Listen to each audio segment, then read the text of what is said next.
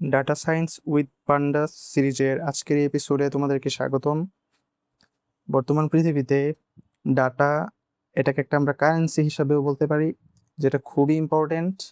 And আমরা যদি এর ইম্পর্টেন্সটা একটু দেখাই, যে ধরো একটা বিজনেস, অ্যান্ড এই বিজনেসে আমাদের মিলিয়নস অফ ইউজার আছে।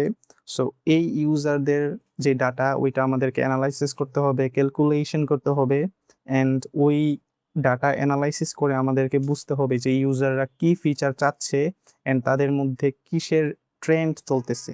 সো এই ধরনের জিনিস নিয়ে কাজ করার জন্য পান্ডাস হলো খুবই শক্তিশালী একটা টুল। এটা হচ্ছে পাইথনের একটা লাইব্রেরি, অ্যান্ড এই লাইব্রেরি দিয়ে বিভিন্ন ধরনের পাওয়ারফুল কাজ করা যায়।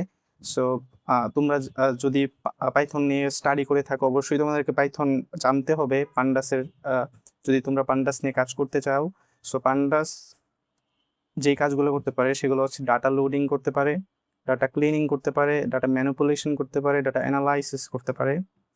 এর মানে কি? এর মানে হচ্ছে, ধরো আমাদের কাছে মিলিয়নস অফ ডাটা আছে। এখন ধরো আমাদের কাছে 1,00,000 ডাটা আছে। এখন এই ডাটাগুলো আমরা ম্যানুয়ালি করা অসম্ভব, বিকজ এখানে প্রচুর ডাটা, হিউজ পরিমাণ ডাটা।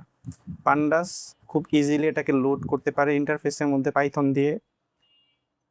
এখানে আমাদেরকে অনেক কোড লিখতে হইতেছে না, বিকজ এইটা রেডিমেড একটা library, and that is Y এটা খুবই পাওয়ারফুল অ্যান্ড খুবই ইজি।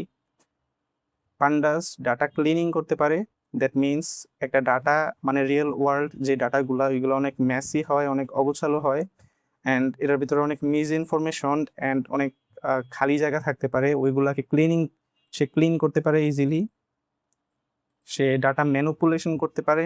এর মানে কি? পান্ডাস ডাটা ম্যানিপুলেশন করতে পারে, দ্যাট মিনস সে এভারেজ বের করতে পারে, সে এটাকে ক্যালকুলেশন করতে পারে, সে এখানে মিডিয়ান বের করতে পারে, ডাটা অ্যানালাইসিস করতে পারে। এর মানে হচ্ছে যে পান্ডাস দিয়ে আমরা অনেকগুলো ডাটার মধ্যে থেকে ট্রেন্ড বের করতে পারবো, এটার প্যাটার্নটা বুঝতে পারবো। সো পান্ডাসের কাজ তোমরা খুব বুঝতে পারছো।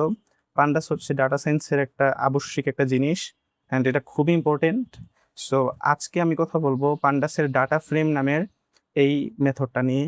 সো কথা না বাড়িয়ে চলো শুরু করা যাক। ফার্স্টে আমি একটা ভেরিয়েবল ক্রিয়েট করব। ধরো পেপার নামের একটা ভেরিয়েবল ক্রিয়েট করলাম। এর মানে হচ্ছে আমি বাজারে যাব, অ্যান্ড বাজারে যাওয়ার সময় আমাদের পেপার মানে একটা স্নিপেট নিয়ে যেতে হবে, যেখানে আমরা লিখে রাখবো কি কি জিনিসপাতি আমরা কিনবো। সো আমরা এখন, তোমরা অবশ্যই ডিকশনারি চিনো, সো আই হোপ ডিকশনারি নিয়ে তোমাদেরকে বলতে হচ্ছে না। সো আমরা এখানে কি ক্রিয়েট করব, কি, এবং আমরা এখানে এই কি এর আন্ডারে একটা ভ্যালু দিব, একটা ভ্যালু আমরা ডিফাইন করবো আর কি এই কি এর আন্ডারে। সো আমরা এখানে একটা কি ক্রিয়েট করতে পারি, সেটা হচ্ছে যে আমরা এখানে ফুড নামের একটা কি ক্রিয়েট করলাম, অ্যান্ড আমরা এখানে ভ্যালু, ওর মানে এই কি এর আন্ডারে আমরা কিছু ভ্যালু রাখবো, কিছু ডাটা রাখবো এখানে। সো আমরা যদি এখানে রাখি, সো দেখতে পারবো এখানে মিট, আমরা ধরো এখানে রাখছি, আমরা মিট কিনছি, আমরা বাজার থেকে হচ্ছে যে আইসক্রিম কিনছি, আইসক্রিম কিনছি আমরা বাজার থেকে।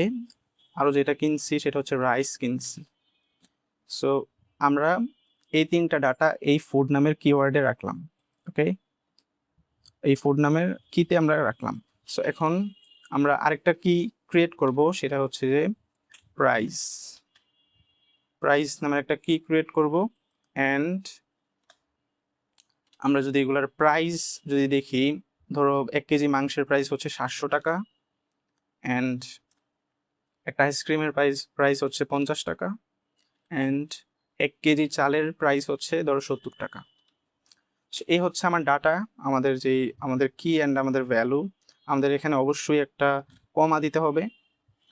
ওকে, এখন আমাদের মেইন পার্ট, সেটা হচ্ছে আমরা কিভাবে ডাটা ফ্রেম এই মেথডটা এখানে ইউজ করব।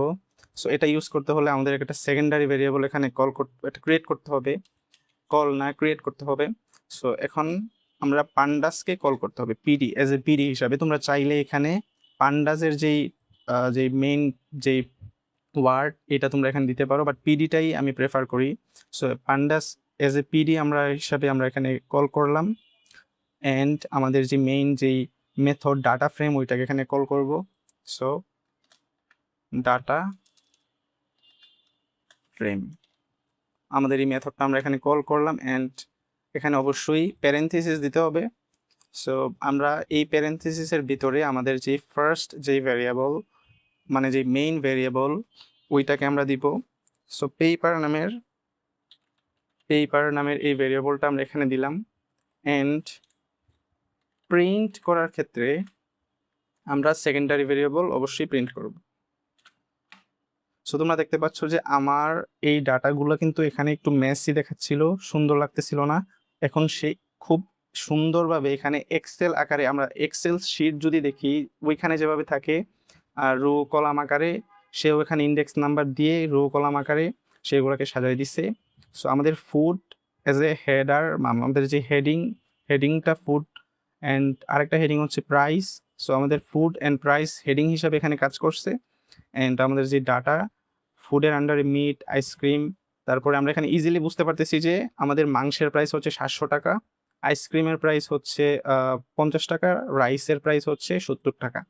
সো তোমরা ডাটা ফ্রেম দিয়ে জিনিসটা বুঝতে পারলে, এই যে ডাটা ফ্রেম দিয়ে আমরা আমাদের মেসি অগোছালো ডাটাগুলোকে একটা ফ্রেমের ভিতরে, একটা শিট স্টাইলের ভিতরে আমরা নিয়ে আসতে পারবো।